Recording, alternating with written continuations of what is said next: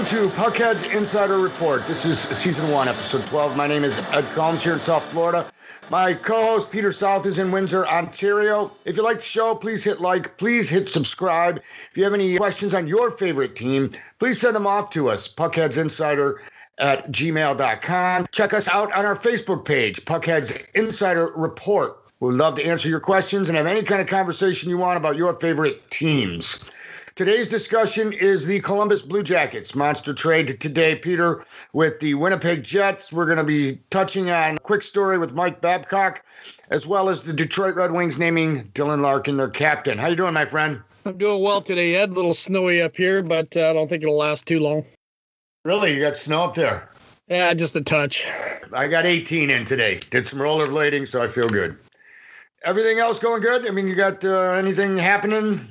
Yeah, I want to do a quick shout out to the Bowling Green University for their notching their 1,000th school victory in hockey last week, and very cool. That's a big one for any school. So congratulations to them. Let's jump right into this, my friend. Pierre-Luc Dubois traded to the Winnipeg Jets by the Columbus Blue Jackets Saturday for Patrick Laine and Jack Roslovic. I believe there's a draft pick in there as well. Yep, a third-round draft pick in the 2022 draft that Winnipeg gets along with Dubois. Who got the better end of this deal? You know, I think both teams are actually going to end up being quite happy. I mean, Winnipeg is going to get a second centerman to take a lot of the heat off of Mark Scheifele. And Dubois is just an animal when it comes to two-way play. I mean, he can go out there and play against the other team's top center, shut him down, put up some points himself, and then set the table for Scheifele and his line. So they're going to do well that way. Columbus, I think, is finally, you know, they got some great players already in the back end, Werenski and Seth Jones. But when you add a bona fide star who's probably, when it comes to goal scoring, is only second to Alex Ovechkin, with the way he can put the puck in the net in this league, they've got a franchise player for a number of years. And remember, both these guys are only 22 years old. No, I get that, but why did Laine want out of Winnipeg? From what I'm hearing, the problem is Paul Maurice, the coach there, likes a very balanced type of attack, and he didn't want to overload one line and basically have Laine and Scheifele and Wheeler all on one line and then have no offense for the rest of the team. And if that line gets shut down a game, it's almost guaranteed to lose. So Laine, though, wanted to play with the best centers. I mean, he's been playing since he's been there with the second line, third line guys, and he wanted a chance to showcase his talents with a top center.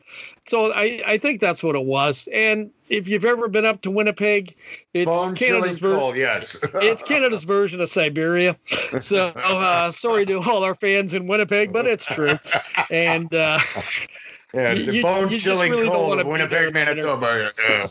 But, I mean, even no Laine's from Finland, I'm sure. And I'm not saying Columbus is South Florida either, but I think it's going to be a good change of pace. But I honestly think the wild card in this whole trade is going to be Jack Roslovic.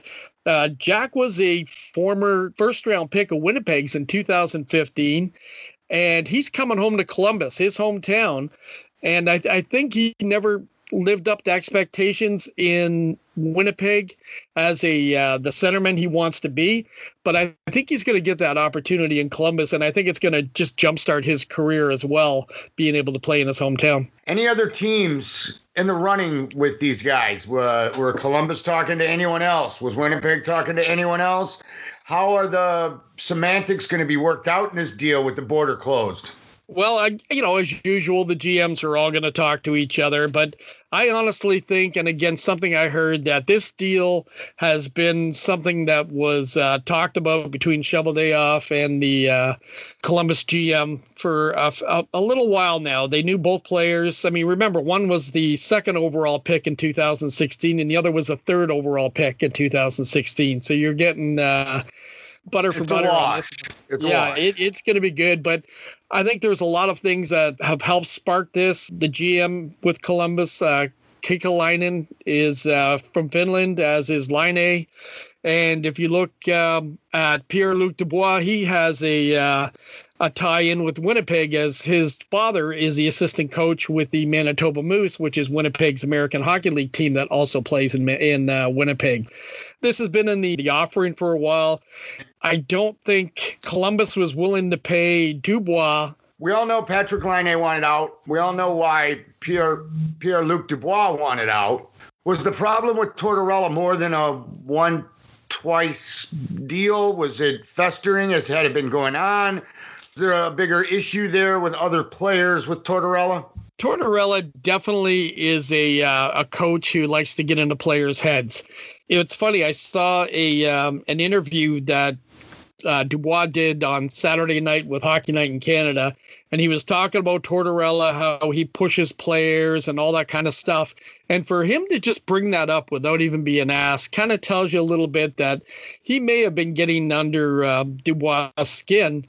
But I also think Dubois felt slighted in his contract. I think he felt that he's seeing, from that same draft year, he was seeing that Austin Matthews got $11 million or $10 million for the season. He saw Laine sign a deal for $8.5 million, and all Columbus was offering him was $5 million.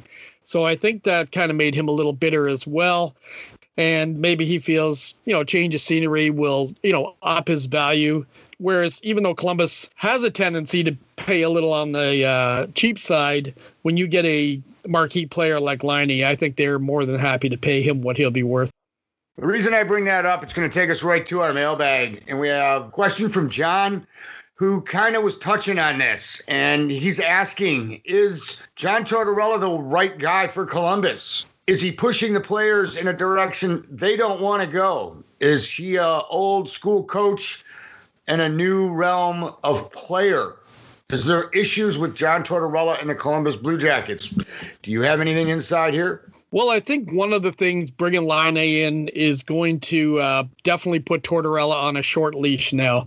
Laine does have a little bit of a history as a free spirit.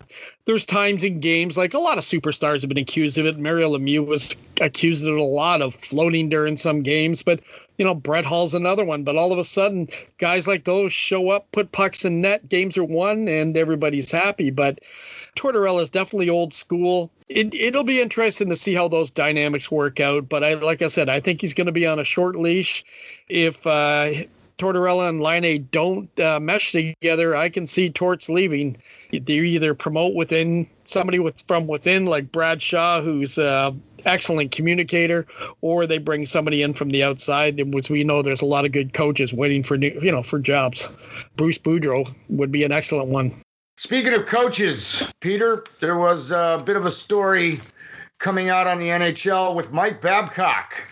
And I wanted to see if you got any word on this when asked if he will ever coach in the NHL again.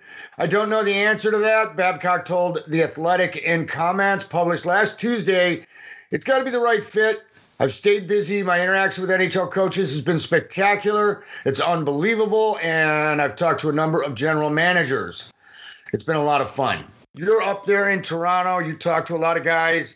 Did you see the interview this morning about the whole fiasco in Toronto?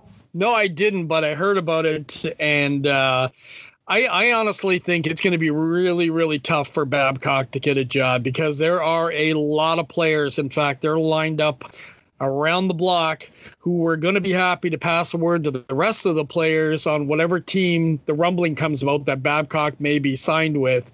And I could see a full revolt, especially by older players who Babcock has a history of not being able to get along with because they won't fall for his manipulative type tactics. He said that today in part of the interview that there's a lot of players that aren't happy with him. And he goes, any coach has 22 players on his bench at any given game, 82 times a year. You've got to make difficult decisions. You got to do this. You got to do that.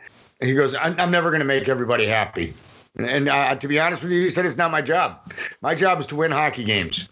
He's got a point there, but he did bring up one thing about having to change with the times. You have to be able to fit in. And if you can't do that, you can't coach in the NHL. I agree with his old school tactics, the Scotty Bowmans, the John Tortorellas, the way they got. I coached like that when I was coaching years ago, and it doesn't work with these kids. The coach is the boss. He's the bench boss. You can't fire a team, so you fire the coach. To me, it's crazy, but I get it. These guys got results. They won cups. You got to admit that. Oh, yeah. I mean, he won that cup with Detroit. He's won gold medal with Canada at the Olympics. He has won. He's won almost everywhere he's gone. He took Anaheim to the Stanley Cup Finals before he came to Detroit. He's won. But the days have changed. Even when I was coaching, it's changed. It was changing during that time. Now a head coach, as well as being the bench boss, he is also personality management. And he has to look after those 22 separate personalities and make sure they all understand why he makes those tough decisions. And, there was a time, the Punch Imlach era and all that, like you said, they didn't have to give a reason why. And if you didn't do what they said, there was a bus ticket waiting for you to go down to the American League. But now, the inmates are running the asylum. The players got the clout. They can't do that anymore. Back in the 80s, you look at for example, Jacques Demers would walk into the locker room with bus tickets in his hand. Yeah. You can't do that anymore. You can't send these guys down. That's the NHLPA running the show. Well, it's not only that. I mean, the owners look at it too. Who's going to sell more tickets to a game, Patrick Laine and his play, or John Tortorella behind the bench? Oh, valid point. It comes down to dollars and cents in a lot of matters too. So I understand. And that's what, a lot of times, a lot of the tactical decisions in the game these days are left to the assistant coaches. You'll see a crucial timeout near an end of a game. A team's down by a goal. Out comes the offensive coach, and he's drawing up a play. Sometimes it'll be the head coach, but a lot of times it's one of the assistants, or if it's a big power play near the end of the game, the guy who looks after the special teams, or if they're defending a one-goal league, it'll be the defensive coach. The head coach, obviously, just like in other sports, has to approve it, but he's passing on the responsibility to those guys, and that's how it'll fall. Let's jump into our segment, I Bet You Didn't Know. As soon as we do this, Peter, we'll head off to talk a little bit about Winnipeg, but today's I Bet You Didn't Know. Who was the first team captain of the Columbus Blue Jackets in franchise history? Is it A, Ray Whitney, B, Lyle Odeline, C, Luke Richardson, or D, Adam Foote? First ever captain in Blue Jackets history. Is it A, Ray Whitney, B, Lyle Odeline, C, Luke Richardson, or D, Adam Foote? We were talking earlier, Peter, about who's going to come out better on this. And with where these guys were drafted, it's pretty much a wash. They're both going to do well. Columbus gets a player besides Line A. Winnipeg gets a draft pick with Luc Dubois. So tell me, who's going to fit better in the lineup? You've got one who's a 200-foot player and one who's an offensive threat. Who needs what more? I think Columbus needed the offensive threat more than Winnipeg needed the 200-foot player. Columbus has been a team that they score by committee. They're a very strong defensive team, good goaltending. They got a couple of just absolute studs on the blue line in Seth Jones and Werenski. They needed that player who can go out there on the power play or on a regular shift and one shot and boom, the light's lit and it's a goal and can turn a game around quick. And, if the opposition's napping, there could be 2 or 3 that Line A scores. I mean, the guy's put the puck in the net so far in his career. He's got 140 goals in just over 300 games, so he knows how to find the back of the net, and I think Columbus is really going to benefit from that. Pierre-Luc Dubois is no slouch at putting the puck in the net himself. He does know how to play both ends of the ice. So the big question is, Pierre-Luc Dubois going to fit better with a Paul Maurice style and helping his team, or is Patrick Laine going to have issues or fit just fine with a Tortorella? Because Patrick Laine has one thing on his mind. The whole reason he wanted out of Winnipeg is he wants to be able to score. He wants to showcase his talent. John Tortorella is not that guy. John Tortorella is a hard-nosed, in-your-face, crunch on the boards, defensive-first head coach. How is this going to work? Well, like we said earlier, I think Tortorella is going to have to make an exception. And you know what? Coaches do change based on your personnel. And if you get a sniper like a Line A in your lineup, you're going to have a whole different attitude about the game. As I said, up till now, Columbus has been a scoring by committee type team because they haven't had that pure score. But now with Line A, that's probably going to change. his view. And you know what? He's got a little bit of time before Laine gets all the immigration stuff done and I think he's got a little bump and bruise that he's trying to heal up too. So, you know, it'll probably be a week to 2 weeks before he's in the lineup. So there'll be a lot of time for him and Tortorella to talk strategy and how they're going to use him and all that kind of stuff. Oh, I'm sure of that. And I'm sure the conversation with Torts will be deep as well. However, I'm picturing in my mind as we speak, Columbus losing 5-3. Laine scores 3 goals and is a -2. Yeah, it's because he got 3 of them on the power play. Yeah, for sure. Hey, it's happened before. It happens to all the great goal scorers. Brett Hull on the ice for every goal the other team scores. Yeah, for sure. It'll come out in the wash the way it should. Like I said, I think they're going to make sure they got a lot of responsible players who can play with Laine, and I think they can basically shield him from a lot of the defensive responsibilities. I mean, he's a winger. It's not like he's a centerman and expected to play down low in his own end or anything like that. He just needs to look like he's getting in the lane when the defenseman has a shot and, basically cover his man from, bolting down to the back door. If he does that stuff, he'll do fine. So you think if there's an issue next with a player or with Laine, John Tortorella is history? I unfortunately think so. I think it's going to be up to him to make sure Laine gets the ice time he's going to need because that kid's going to want a ton of ice time.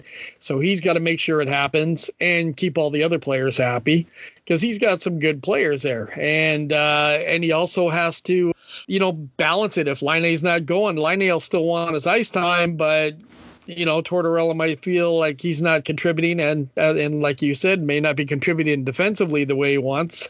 So it's going to be a fine line for Tortorella. I think it's going to be his biggest coaching challenge of his career. Current head coaches in the NHL, give me your top 3 best 3 coaches currently coaching in the NHL. Wow. Off the top of my head.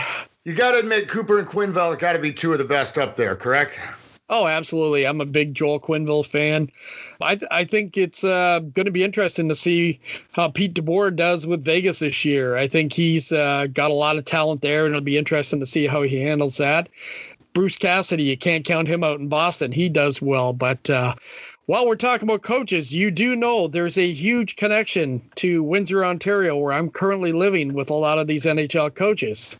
Because you have Joel Quenneville, you have Paul Maurice, you have Bob Bugner out in San Jose, and you have Pete DeBoer in Vegas, all from Windsor. Oh, no kidding. Did not know that. Are you shocked that Gerard Gallant and Bruce Boudreau are still not coaching? Yeah, I am, but I'm putting that on COVID right now. I wouldn't doubt Gerard Gallant gets a serious look from somebody real soon. Could be Seattle. Who knows? I don't think they've named anybody yet. Let's right now do our I Bet You Didn't Know. Who was the first team captain of the Columbus Blue Jackets in franchise history? Was it A, Ray Whitney, B, Lyle Odeline, C, Luke Richardson, or D, Adam Foote? Peter, what's the answer?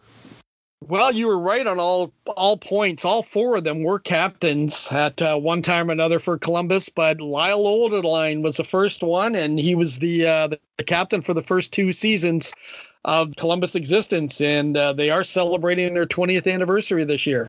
All right, Peter, let's jump into this big news on the Washington Capitals, which is totally beyond me, my friend. I don't get this. Fined $100,000 by the NHL for violating the NHL's COVID-19 rules for 4 of the Caps' Russian players. There's even been players coming out against this, saying that they're blaming these players in Washington for breaking this rule, which makes no sense to me. You have guys who were gathered in one player's hotel room, and this violated the protocols for COVID-19. Yet, you can sit shoulder to shoulder on a bench. You can check each other's lights out. You can fight, hug, and do whatever you want after a goal. But you can't sit in another guy's hotel room to watch TV, play a video game, whatever it is, and explain this to me, to our listeners, please. Well, I agree. The rule is kind of weird, different. like you said, you're making great arguments. I know Ovechkin's wife went on social media in both Russian and English saying how ludicrous the rule is. But the NHL did have to make a lot of protocols and rules for governments in the United States, in Canada, for the states that the teams play, for the cities the teams play, for the provinces the team play. And it's up to them to enforce it. Whether a rule seems silly or not, they need to enforce it. And I think that's why they came down so hard on the Caps. Those players, the 4 Russian players, Kuznetsov, Orlov, Samsonov, the goaltender, and Ovechkin will miss 4 games. And I guess the NHL gets to say a big "I told you so" because the goaltender, Samsonov, tested positive for COVID. That's one of those big things. Now, he could have ended up passing it around in the locker room as well, but still, it's one of those things. You know, when you have cities or province like the province of Ontario right now is under a lockdown, none of this stuff is supposed to be going on, and the league has been granted an exception by the government to play games in Toronto and Ottawa. Those governments and health units are looking closely how the NHL governs itself. So if they say, okay, you guys are doing a good job, we're going to continue to let you play. But if it comes out, this happened, the NHL doesn't do nothing, then the government, in their manner of we're going to look after you, is just going to shut it down. And that's going to cause even more problems for the league. That part I get. Let's jump up to San Jose. These guys want to go home. They don't want to play in Arizona, and they want to show the local governments there that policies and restrictions are working, and if players or staff do not follow the rules, punishments will follow. What's the big rush to get back to San Jose other than the obvious? You know, you want to see your family, You want to be at home, you want to sleep in your own bed. Yeah, it's tough. It's like one long road trip. It's kind of like the Arizona State hockey team with all those days on the road without being home, without sleeping in your own bed. It makes a big difference. Whether you're in a hotel or not, and the way it's set up, they're all in their own hotel rooms. And most players are used to at least bunking with somebody they can talk to, annoy, share TV with or whatever, but they're just sitting by themselves. They can't even play video games unless they go online and do it that way. And I know a lot of people saying, oh, the poor rich hockey guys, but it is tough being out at home, and, they want to get back home. And it's not just the players, it's the coaches, it's the training staff, the equipment staff, these rest of the support staff. They're based out of San Jose, and they're all down in Scottsdale, Arizona right now. And that's a long way from home. It is, and hopefully this can all get wrapped up pretty quick. San Jose can go home, the borders can open, and some of these places that are completely locked down, Michigan's one, Ontario is on lockdown, California is locked down, Illinois is locked down. You can't go anywhere. Florida's wide open. We're doing great. Everything's going well here. Do you see them going home? Do you see San Jose being able to get back to the government will let them play in their own building? Yeah, I'm not sure when the restrictions that are placed in San Jose are lifted or going to be lifted, but I'm sure these Sharks management and ownership are watching really close, and they want to get it done as soon as they can to get back home. Now, I know they also use this time before the season started in the offseason, that short offseason, to do a lot of renovations on their rink. And they're continuing to do more while it is closed, which is good for them. But I know they want to get home. And hopefully by the start of February is what a lot of people are thinking might happen. They might get back there. What's the word in Ontario? What's going on with the OHL? Are they going to be opening? Is Ontario still on lockdown? Ontario is still on lockdown, at least for another week. The numbers have been coming down, as I've read. It's hard to say. I honestly don't see the OHL, and I'll still stand by dropping a puck, because they still got to get these kids in. There's a lot of kids who are playing overseas, so they got to get all those kids back. The government's not going to be as generous with these kids coming back from overseas. They're going to have to quarantine for 14 days.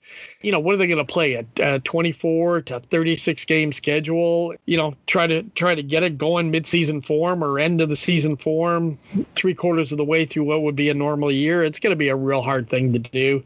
I think a lot of people are saying, you know what, let's just let's just close it down, call it a year. It's sad for the kids whose draft year it is. It's going to make it tougher for the kids coming in next year. And it's really sad for the kids who were in their overage year, and this was their last year of junior hockey. But, it's something that a lot of people are enduring right now. As we watch these games, there's a lot of conversation with the announcers, the guys doing color and the guys calling the play-by-play, who bring this subject up, and you and I have talked about it. And what you just mentioned, with these kids not playing, a lot of these kids not playing anywhere, what's the draft going to look like? Seattle coming in, they get theirs. They're taking players from everybody. That's going to be the best. They're going to already know what they got there. But everybody else picking up draft picks, how are they going to do that? How are they going to do this? They probably should, first and foremost, hold the draft out in Vegas, because it's going to be a big gamble. I mean, whoever you select, there are a number of players who are playing in Europe, but it's not the same as playing a North American game over there. A lot of players are going to be ranked based on what they did as a 16-year-old and 17-year-old, and not what they're doing in their big draft year. And it's going to make it tough. It's going to make it really, really tough to you're still going to have your top guys. There's still 10, 15 guys who are going to be bona fide NHL players, but it's the crew after, the other 6 rounds that are going to be just a crapshoot. I think you're going to see a lot of Europeans getting drafted this year, higher than probably they normally would. A lot of Canadian guys who would Canadian players who would be in that Canadian Hockey League, they're going to drop down quite a bit. You still have the 3 who are playing at the University of Michigan. All 3 are still ranked in the top 10. Owen Power, Matt Beniers, who had a fantastic World Junior tournament, and Kent Johnson, the Canadian kid from British Columbia, who is out there, who's just a unbelievable sniper. He's just got that hand-eye coordination. Is so good, but a little slight in weight, but he's a great player. Other than that, there's not many North American kids who are being showcased right now to go high in the draft. There's not been a lot of news down here in Florida, probably as much as up there, either in Canada or in the northern states. What's the conversation like about the border? Is there conversation? Are they talking it can be open soon with the election over, new president coming in? Have you heard anything at all from your end? No, I haven't heard anything other than, Trudeau up here announced just 2 days before it was supposed to be lifted. He said again it was going to be closed again for another month. Now, maybe with him and Biden talking, it's something they can start working out together and at least relax the rules a little bit so that, people obviously are not going to go vacationing too much. Again, Ed, that's the thing with the rules, though. The border is just closed for driving. You could still fly from Toronto to Tampa or Vancouver to Phoenix. You can do that and fly back and quarantine. It's just the driving across the border that is restricted, which, for a lot of us who especially live in a border town, makes absolutely no sense. If you can fly over, why can't you drive over? Yeah, it's insane that 2-mile trek to cross the bridge or the tunnel to get from Windsor to Detroit. That's crazy. Now, if you want to go to Detroit, you got to drive to Toronto, hop a plane, and fly to Detroit. That sounds like fun. Yeah. Before we get things wrapped up, Peter, we got some sad news. George Armstrong, former captain of the Toronto Maple Leafs, has passed away. Yeah, he passed away on Sunday at the age of 90. He was the captain of the Leafs for 12 of his 21 years and was one of the first players of Indigenous descent. Went by the moniker that was given to him by his tribe of Chiefs, as he was known through the league and the players. I'm sure he was hoping the Leafs were going to win a cup before he passed away, because he was the last Leaf captain to hoist the cup, and that was way back in 1967, back when Hector was a pup and I was just a little boy. I was quite young myself in 1967. That was the last year the Leafs won the cup, playing Montreal, 1967. And correct me if I'm wrong, Peter, was that the last year of the original 6? Next year it was St. Louis, Philly, and all them guys? Yep, it was the last year of the original 6, and then the next 6 came in to start the 67-68 season. Scotty Bowman coached the St. Louis Blues I get sick of hearing how Las Vegas went all the way to the Stanley Cup in their inaugural year. It's never happened. Scotty Bowman did it 68, 69, 70, and 71 with the St. Louis Blues. First 4 years in the league. Lost all 4. But it's been done, kids. Yeah, he did it. Kind of like 4 years in a row. Kind of like the Buffalo Bills. They were there. Yeah, but Buffalo's new area code is 044, so we don't want to go. Oh. says the Detroit Lions fan. Who's 000, so it doesn't matter. We've never been there, let alone won. So, yes, okay. Well, that's another story for another day. That is going to wrap up our show this week. Remember, if you like the show, please hit like, please subscribe. Any questions, send them off to us at puckheadsinsider@gmail.com. Check out our Facebook page, PuckHeads Insider Report. For Peter South in Windsor, Ontario, my name is Ed Combs here in South Florida. We look forward to talking hockey again with you next week.